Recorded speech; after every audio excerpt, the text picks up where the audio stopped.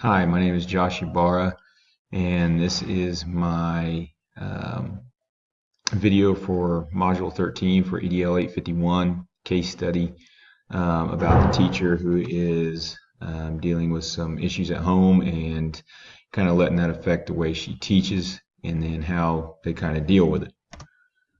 As far as an introduction or kind of an overall summary, um, you have three people here that you're going to talk about more than anybody, and that's Mrs. Wilson, who is the principal. She's been teaching for 13 years before she became a principal. I believe starts with the end of her third year as principal when all these issues start to happen. You also have Mrs. Horton. This is the teacher who is having troubles at home and is allowing that to affect her attitude at school. And then you have Mr. Stafford, who is an angry parent. His daughter is in Mrs. Horton's class, and he and his wife have noticed that she is very upset anytime she has to go to school. Just doesn't want to go. She's having trouble sleeping, having trouble eating, this and that. Just a little background: Mrs. Horton was a former Teacher of the Year, and now she has some issues at home. Her husband recently left her, and now she's trying to raise two teenage boys on her own. Principal Mrs. Wilson and as well as other staff members have noticed a change in Mrs. Horton. She seems to be angry a lot more and doesn't agree with people. And this is happening, like I said, at the end of Mrs. Wilson, the principal's third year as principal. So this is after spring break.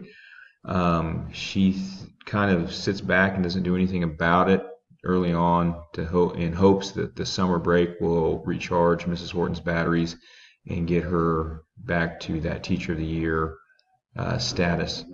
When the next school year starts out the same way, as far as Mrs. Horton's attitude, she has a meeting, but with her and observes her, and she still doesn't notice much change. Parents begin to contact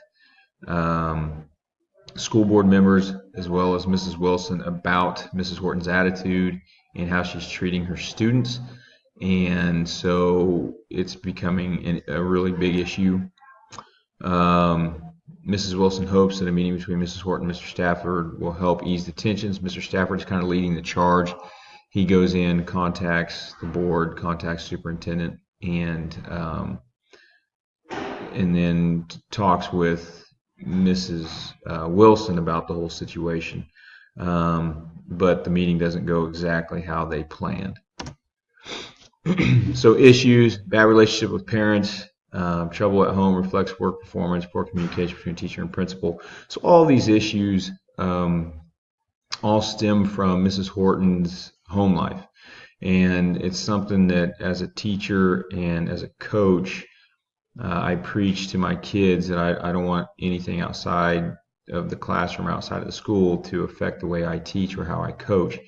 And I think this is kind of the same thing. And though I've never been through what Mrs. Horton may be going through right now, you've got to find a way to separate that. And if you need to find help, you need to find help. Now, as an administrator, if I'm Mrs. Wilson, I believe that, doing what you can to find help for her or see if she needs help or see what kind of help Mrs. Horton may need, that is your job. And then opening up those communication lines to make sure that everybody's on the same page.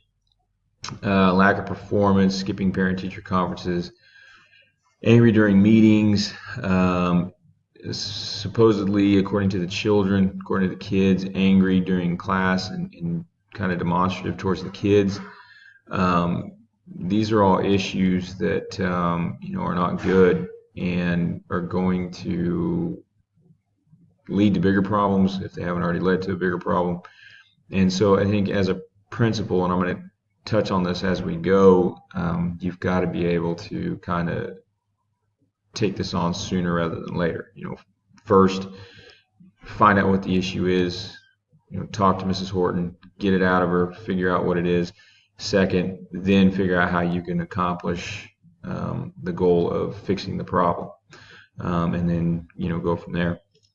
So you have an issue, or you have a great teacher or a teacher who was great, but she's just having an issue at home and it's affecting her attitude.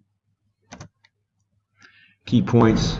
The first meeting between the principal and the teacher led to basically no change in the teacher. Then the summer break happens where Mrs. Wilson believes this is going to lead to hopefully some rest, relaxation, an opportunity to regroup, and it really doesn't. She comes back, attitude is still the same. She wasn't in during the summer like she had been in the past as far as working and preparing for the coming school year. She continues to show up late to work, as well as not showing up to parent-teacher conferences. These could be breaches. This could be a breach of contract, and so as an administrator, though, I mean that right there is enough to warrant more than just a meeting. You need to have a sit down. Probably first you need to go find out why is she late. Get to her and decide whether or not, and this should be in place long before, as far as a plan to deal with, absences and tardies. What is your reasoning? Why is this stuff happening? And, this can't happen. You cannot be late to work. You cannot miss parent-teacher conferences. This is in your contract. This is what has to happen. Show her, maybe what's in her contract and what it says, and then approach it that way. When Mrs. Wilson observes, she doesn't notice many problems, but the parents are unassured by this observation. They basically, in my mind, it seems like they feel as though Mrs. Horton's putting on a show while the principal is in there. So you need to get, once talk to her, talk to some of the students, see what's going on. But you need to get to the bottom of it as soon as possible if you're the administrator, in my opinion. So what's next? Parents want kids moved to a different class. Mr. Stafford is the one who is the most vocal about this. He's the one that approaches Mrs. Wilson. I do like that Mrs. Wilson doesn't immediately grant his wish. That's something that, as an administrator, I believe that the first thing that should happen is you need to ask that parent, have you contacted this teacher? And according to Mr. Stafford, his wife has tried to set up conferences, and Mrs. Horton has not responded and has not agreed to do that. So second, in that situation as an administrator, I think you need to go to Mrs. Horton and set that meeting up. And she does this to an extent. They set up a meeting with the three of them. But this meeting should have been in a place that was comfortable. They're not sitting in first grade chairs and things like that. Mrs. Horton was not prepared, and I think this is also the administration's responsibility to make sure that, hey, this meeting is going to happen. You need to make sure you are prepared. What is going on? What do we need to do to prepare you for this? And that way she has all her ducks in a row. And Mrs. Wilson doesn't really do this. So then when the meeting starts, tempers flare, Mr. Stafford gets upset, starts yelling. Well, then Mrs. Horton gets upset and yells back. And the meeting has to be basically dismissed. And Mrs. Wilson says, well, get back with you at another time, as far as talking to Mr. Stafford. As an administrator, you need to go in with a set game plan as to how you're going to handle this meeting, and let them know that we are here to solve problems and not cause more issues. Okay, category 1, vision and goals. We have a great principal here that I've learned a lot from, and one of the first things I've learned is that principals should always fight for their teachers and stick up for their teachers. At least find out what the truth is, and then if your teacher is in the wrong, you can solve that. But don't allow them to be blindsided by a parent. Make sure they know what's coming. If a parent comes to our principal with an issue, he is very good about making sure that they talk to us before he says anything. And he doesn't do that to blindside us. He'll say, hey, or he'll tell the parent or ask the parent what the issue is. They'll tell him. He'll say, okay, have you talked to the teacher? If they say no, he says, you need to set up a time to talk with the teacher. I'd recommend you do this at another time. because right now you may not be in the proper state of mind, or I don't want our teacher to be caught off guard. They're busy. So then they can set up a meeting with us as a teacher, and I think that is extremely important, that line of communication. And then he can also come in and warn us then at that point that, hey, you've got a parent that's upset about something, just be prepared. They're going to set up a meeting with you. You need to talk with them. And it usually goes really well. Once again, make sure the meeting is being held to solve problems and not create more. So the two of them fighting just doesn't help the cause. I do appreciate that Mrs. Wilson did not promise Mr. Stafford that he would or that she would move the kid right away. That can create big issues as well, because then everybody will want their kid moved, and some of them may not have a real reason for doing it. And if you don't know the full truth behind the whole situation, you shouldn't do that as an administrator. I think first of all, you need to find out what's going on. Second of all, there needs to be this meeting. Third, can this issue be solved? Then from there, if it can't be, yeah, maybe you move forward with moving that kid out of the class. Category 2, teaching and learning. Mrs. Wilson meets with Mr. Horton, can help her get back on track. So as an administrator, if you know what's going on, and you can meet with that teacher and help them get back to what they were. I mean, she was teacher of the year at one point, so obviously she's a good teacher. Get with her, find out what can be done. Being more proactive is a big part of this. Don't let it become, stomp on the fire before it gets out of control. Get on it, figure out what's going on, get it fixed. Does she need support? Do you need to be that support? And if so, go and help. Even if just go help her out however you can. Stop by her house, see if she needs any help with anything. Whatever you need to do as an administrator, just get it done.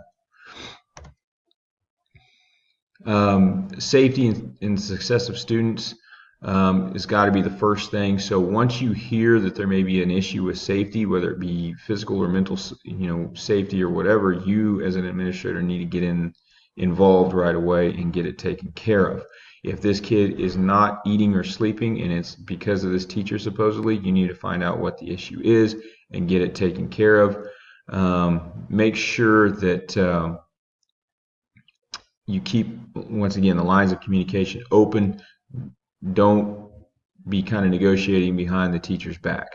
Make sure that the teacher is involved in all conversations. Category 4, collaborating with key stakeholders. This is, once again, that whole idea of communication. If Mrs. Horton has had these issues, she needs to be able to rebuild that trust with community members.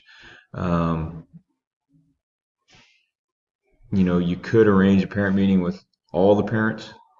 That could possibly get it fixed, maybe get them on the same page. What's going on? But if this isn't a witch hunt, that's something that has to be pointed out up front. What are the issues? How can we fix them? That's what it's got to be. You've got to be the mediator. You've got to be the one that's taking care of all this. Ethics and integrity, category 5. Get all your facts straight. Work with Mrs. Horton to eliminate the problems. See what's best for the school, and this is something that's a collaborative effort between you, the superintendent, and assistant principals, teachers, whoever.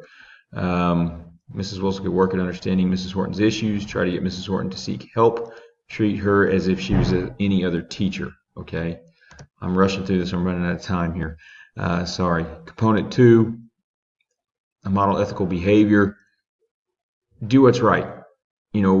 Basically as an administrator, it's your job to have a vision and to stick with that vision, and that your vision is always going to keep you on the right path. So if something is getting away from that, then you need to get everybody back on that vision and going forward with that. Okay, her impact, teachers' impacts on kids are huge, whether it's negative or positive. So make sure Mrs. Horton understands that. Component 3, professional values. Communication. She needs to communicate with you. You need to communicate with her. And then in summary, stomp these things out before they happen. That is the biggest thing. Keep lines of communication open and just do what is right for the kids. Thank you.